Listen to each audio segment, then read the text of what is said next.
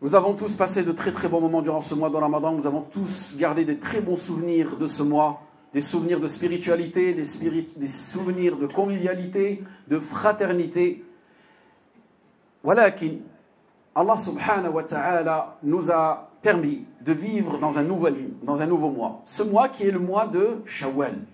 Shawwal, Allah yabarik fikum, si vous regardez la biographie prophétique, vous verrez qu'il s'est passé des événements spécifiques durant ce mois-là. Et ce sont des souvenirs que nous devons méditer. Et vous savez, les souvenirs, ils peuvent être bénéfiques si la personne, elle arrive tout simplement à conscientiser ces souvenirs-là et à les mettre en pratique et les planifier dans une vie future. C'est cela à quoi servent les souvenirs. Allah subhanahu wa ta'ala dit وَذَكِّرْ فَإِنَّ فَعَتِ الذِّكْرَ سَيَذَّكَّرُ مَنْ يَخْشَى وَيَتَجَنَّبُهَا الْأَشْقَى. Il fait le rappel. Parce que ce rappel, il sera bénéfique à celui qui craint Allah subhanahu wa ta'ala. Et qui se détournera du rappel? Le plus misérable. C'est-à-dire que si tu entends le rappel d'Allah subhanahu wa ta'ala, si on te fait le rappel à travers le Coran et la Sunna, et que ce rappel, il n'est pas bénéfique pour toi, c'est toi le plus misérable. Ce n'est pas celui qui n'a pas telle et telle partie mondaine, qui n'a pas acquis tel et tel besoin mondain. Le plus misérable, vous savez c'est qui? C'est celui qu'on lui fait le rappel et il n'en profite pas, il n'en bénéficie pas. Donc, là, je vais vous mentionner quelques souvenirs, quelques dhikrayat, quelques points importants qui se sont passés durant le mois de Shawwal. Et je vais en citer 6. Le premier des événements qui s'est passé durant le mois de Shawwal, c'est que le prophète sallallahu alayhi wa sallam, il s'est marié avec Aïcha radiyallahu anha. Et aussi durant ce mois de Shawwal, le prophète sallallahu alayhi wa sallam a consommé son mariage. Et à partir de là, les savants, et de plus façon spécifique, les malikites, nous disent qu'il est recommandé aux musulmans de se marier durant ce mois de Shawwal. Donc c'est pour cela, profitez-en. Profitez-en de faire renouveler cette sunna du prophète sallallahu alayhi wa sallam, et d'ouvrir de nouveaux foyers et de construire de nouveaux foyers et de se marier et faciliter le mariage. Faciliter le mariage selon la sunna du prophète sallallahu alayhi wa sallam. Et Aïcha radiyallahu anha, elle avait pour l'habitude d'encourager les femmes de se marier durant ce mois de Shawwal. Et combien de sœurs aujourd'hui qui sont célibataires? Combien de sœurs aujourd'hui qui ont atteint la trentaine, presque la quarantaine, qui ne se sont jamais mariées? Et durant ce mois de Shawwal aussi, ce qui s'est passé, Salama radiyallahu anha, elle s'est mariée durant ce mois de Shawwal. Naam. Salama, elle était mariée à Abu Salama. Et Abu Salama lui enseigne une fois une invocation. Elle dit que le prophète sallallahu alayhi wa sallam a enseigné cela à son mari. Lorsque tu es touché par une musiba, c'est-à-dire tu es touché par un événement tragique, dis cela, inna lillahi wa inna ilayhi raji'un. Vous connaissez tous pratiquement ce verset coranique. Mais la deuxième partie, Allahumma ajirni fi musibati wa khluf li khayran minha. Oh Allah, récompense-moi dans mon malheur et accorde-moi ce qu'il y a meilleur. Apprends cette invocation-là. Chaque fois que tu es éprouvé, dis cela. Oh Allah, récompense-moi dans mon malheur. Car ce malheur que tu vis en ce moment, tu ne veux pas juste le vivre comme ça sans aucun bénéfice. Au moins, tu touches cette récompense. Donc, oh Allah, récompense-moi dans mon malheur et accorde-moi ce qu'il y a meilleur. Et elle s'était rappelée de cette invocation. Et lorsque Abu Salama est décédé, elle s'est dit à ce moment-là, elle est touchée par la tristesse. Est-ce que je vais trouver meilleur que Abu Salama? Car c'était un époux fidèle. Et à ce moment-là, elle se mémore cette invocation et elle prononce cette invocation-là. Et quelques jours plus tard, vous savez, c'est qui vient toquer à sa porte? C'est pas elle qui se présente. C'est qui vient toquer à sa porte? La miséricorde de l'humanité. Le prophète Mohammed sallallahu alayhi wa sallam, il vient et il la demande en mariage. Et quand est-ce que cela est arrivé? Les spécialistes de la Sira nous disent durant le mois de Shawwal. Très bien, quelle leçon est-ce qu'on peut en tirer de ce que je vous ai mentionné là? C'est qu'aujourd'hui, on ne va pas se mentir, les taux de divorce, ils ont explosé.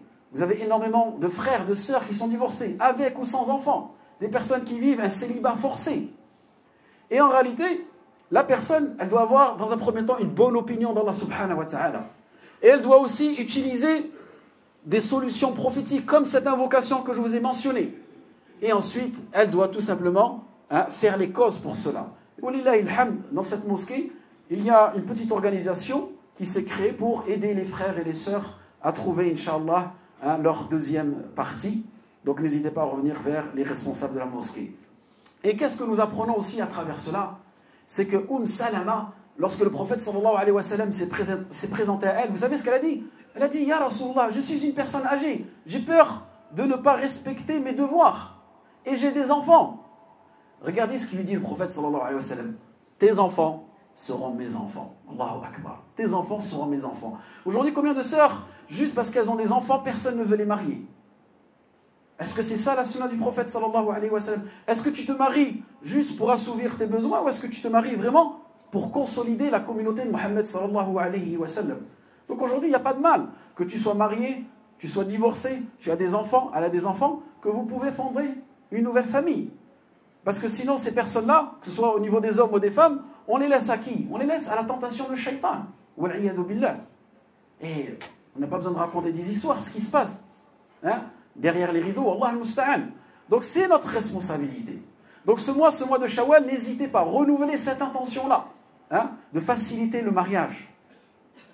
Car le mariage, c'est lui qui préserve aujourd'hui les liens familiaux, qui préserve cette communauté et qui est un réel rempart à l'adultère et à la fornication. Très bien, qu'est-ce qui s'est passé aussi durant ce mois de Shawwal? Deuxième année de l'Hégire. Une expédition entre le prophète sallallahu alayhi wa sallam et les Banu Qaynuqa. Banu Qaynuqa, c'est une colonie qui vivait à Médine et qui a tout simplement, qui n'a pas respecté l'engagement du prophète sallallahu alayhi wa sallam. Parmi l'un des habitants de Banu Qaynuqa, il s'y dirige vers une femme musulmane. Et il utilise la ruse pour essayer de lui enlever son hijab. Et à ce moment-là, elle, étant donné que c'est une croyante ferme, et elle était ferme sur ses positions, en aucun cas, malgré la pression, elle a refusé d'enlever son hijab. Et elle est restée ferme dans sa foi. Que dire aujourd'hui des sœurs? Aujourd'hui, tu n'as même pas besoin de lui enlever son hijab. C'est elle-même qui l'enlève. Ou c'est elle-même qui prend un choix, soi-disant, de ne pas porter le hijab. Vous vous rendez compte? Regardez ce qui s'est passé à cette époque et regardez-nous aujourd'hui en 2025. Et même si on irait un peu dans les statistiques, on a à peu près 10-15 millions de musulmans. La moitié, on dirait, passe 5 à 7 millions de femmes musulmanes. Dans ces 5-7 millions de musulmanes, à votre avis, il y a combien de pourcentage qui portent le hijab? 10, 20, 30% maximum. Donc le reste des femmes, elles ne portent pas le hijab. Vous voyez? Et c'est là où en réalité, lorsque nous disons la sira du prophète sallallahu alayhi wa sallam, on doit se souvenir de ce qui s'est passé durant cette deuxième année d'Hégire et de mettre cela en application. Parce qu'aujourd'hui, malheureusement, on enlève le hijab tout simplement pour assouvir nos besoins, tout simplement pour alimenter cette société capitaliste dans laquelle on est, tout simplement pour alimenter le matérialisme dans lequel nous sommes. Car aujourd'hui, on ne suit pas qala Allah, qala Rasoul, on ne suit pas le modèle prophétique, on suit la mode satanique. C'est ce que nous suivons aujourd'hui. Et c'est ce qui a corrompu énormément de cœurs. Vous avez même pire que cela. Vous n'avez pas besoin d'un adepte de Banu Qaynuqa pour qu'il vienne enlever ton hijab. C'est l'époux lui-même. Ou c'est lui-même qui expose sa femme dans les réseaux sociaux. C'est lui-même aujourd'hui. Vous savez, aujourd'hui, vous n'avez même plus besoin de toquer à la porte des gens pour voir comment ça se passe chez eux. Vous prenez votre téléphone, vous avez les en détail. Vous pouvez avoir en détail ce qui se passe chez tel couple. Et pire que cela, ce ne sont pas des couples, on va dire, ordinaires, ce sont des couples qui, quelque part, ils t'inspirent à la sunna du prophète sallallahu alayhi wa sallam. On voit même aujourd'hui des images où c'est la femme qui se met en avant avec son époux et elle masque le visage de son époux. Je crois qu'elle n'a pas compris. C'est toi qui dois masquer ton visage. Ton époux, on peut le voir, il n'y a pas de problème. C'est toi, ma soeur, qu'il faut que tu mettes un emoji sur ton visage. Donc vous voyez comment le référentiel s'est totalement inversé. Donc c'est ce que le mois de Shawwal nous rappelle.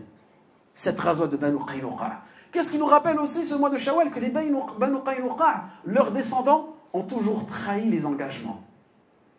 Et vous avez là tout simplement, juste à regarder un petit coup sur l'actualité, vous voyez ce qui se passe. La trahison de l'engagement, c'est quelque chose qui est dans le sang, wal'iyadu billah. Et c'est là où le musulman il comprend que cette sunnah kawniyya de la trahison existera ila yawm al-qiyamah et que les traîtres sont dans les deux camps. Très bien.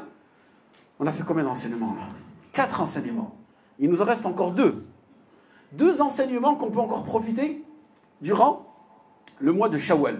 Le prophète sallallahu alayhi wa sallam a mené l'expédition de Ghazwat al-Khandaq, 5e année hégirienne.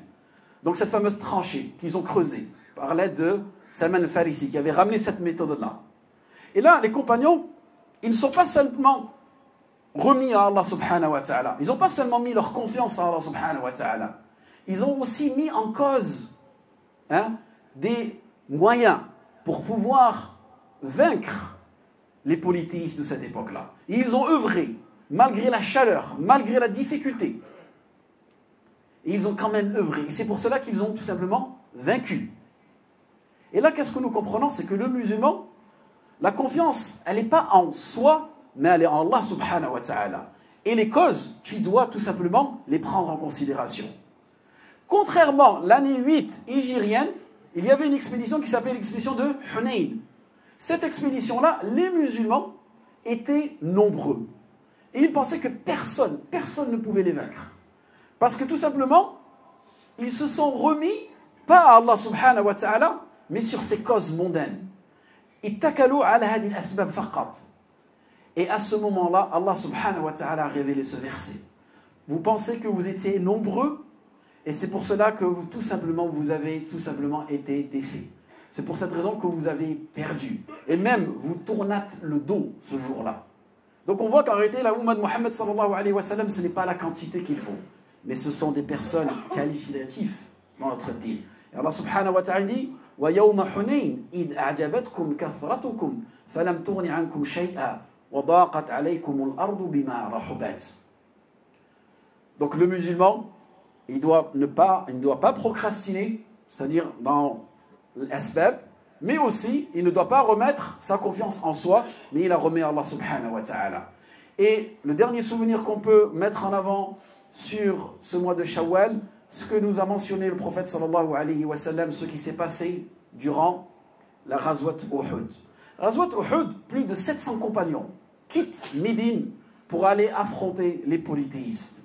Et durant cette expédition, il y avait déjà une partie des compagnons qui commencent à se détourner, qui commencent à créer la division dans les rangs du prophète sallallahu alayhi wa sallam. Et bien plus que cela, vous connaissez tous l'histoire, 700 compagnons qui sortent, 70 qui décéderont, à cause de 50 d'entre eux, parmi les archers qui n'ont pas obéi au prophète sallallahu alayhi wa sallam. Les musulmans ont perdu cette expédition. Et là, qu'est-ce que nous comprenons? C'est qu'en réalité, la communauté de Muhammad sallallahu alayhi wa sallam, c'est comme un corps entier. C'est-à-dire, c'est un corps qui se consolide l'un à l'autre. Tous les membres du corps sont liés l'un à l'autre. Quand l'un de nos membres tombe malade, c'est tout le corps qui s'en plaint, à travers la fièvre, à travers les maux de ventre, à travers les maux de tête. Et Allah subhanahu wa ta'ala, écoutez ce qu'il nous dit dans le Coran. وَاتَّقُوا فِتْنَةً. Et craignez cette fitna, craignez ces troubles-là. وَاتَّقُوا فِتْنَةً. Quel type de fitna? لَا تُصِيبَنَّ الَّذِينَ ظَلَمُوا مِنْكُمْ خَاصَّةً. Sachez que si vous les musulmans, vous avez désobéi à Allah subhanahu wa ta'ala, vous serez éprouvés. Et cette épreuve-là, elle n'est pas spécifique à ceux qui sont injustes ou ceux qui ont commis cette injustice ou ceux qui ont commis cette désobéissance, mais en réalité, nous serons tous touchés par cette désobéissance. Donc chaque fois qu'il y a une désobéissance dans ton foyer, sache qu'elle va te toucher. Une désobéissance dans ton quartier, elle va te toucher. Une désobéissance dans ta communauté, elle te touchera. Et c'est ce que nous comprenons aujourd'hui. Lorsque vous ouvrez les réseaux sociaux, vous ouvrez la télé, cette épreuve que nos frères vivent en Palestine, qui vivent à Jérusalem, qui en sont les responsables réellement?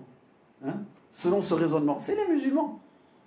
Ce sont les musulmans. Donc là, on comprend qu'en réalité, toi, tu dois conscientiser ta présence ici. C'est-à-dire que tu dois être un modèle dans ta relation avec Allah subhanahu wa ta'ala et avec les concitoyens que tu vis avec eux. Pour qu'en réalité, tu as pris réellement en considération que chacune de tes désobéissances, elle va t'affecter toi, mais aussi elle affecte les gens qui sont autour de toi. Donc voilà quelques souvenirs, Inch'Allah. On demande à Allah subhanahu wa ta'ala que ces souvenirs, ces moments de la sila que je vous ai mentionnés soient bénéfiques et qu'on soit capable de les conscientiser, qu'on soit capable de les appliquer. Et elle sera seulement bénéfique aux croyants, ceux qui croient en Allah subhanahu wa ta'ala, ceux qui ont atteint la certitude dans l'au-delà. Et pour finir, la dernière exhortation, c'est que sachez, ce mois-là, le prophète sallallahu alayhi wa sallam nous a fortement conseillé de jeûner ces 6 jours. Je sais que ça peut être difficile pour certains, on a changé l'horaire, donc on dort moins, la nuit elle est beaucoup plus longue, il commence à faire beaucoup plus chaud, mais c'est là où il est important. Est-ce que vraiment nous on veut le paradis? Est-ce que nous vraiment on veut la récompense de l'au-delà? Si oui, on doit redoubler nos efforts et essayer de jeûner ces 6 jours. Walillah ilham, il nous reste encore à peu près une vingtaine de jours. Placez ces jours-là, le lundi et le jeudi, ou bien durant les jours de Ayyam al-Bid, 13, 14, 15. Et pour celui qui avait déjà des jours à rattraper durant le mois de Ramadan, s'il n'est pas capable, ou elle n'est pas capable de rattraper les jours de Ramadan et jeûner les 6 jours de Shawwal, c'est ce qui serait le meilleur pour lui, selon l'un des avis de nos savants, c'est que, étant donné que le mois de Shawwal, il est mudayyak, c'est-à-dire il est restreint, cette personne, qu'est-ce qu'elle peut faire? Elle jeûne les 6 jours de Shawwal et elle rattrapera les jours de Ramadan beaucoup plus tard dans l'année.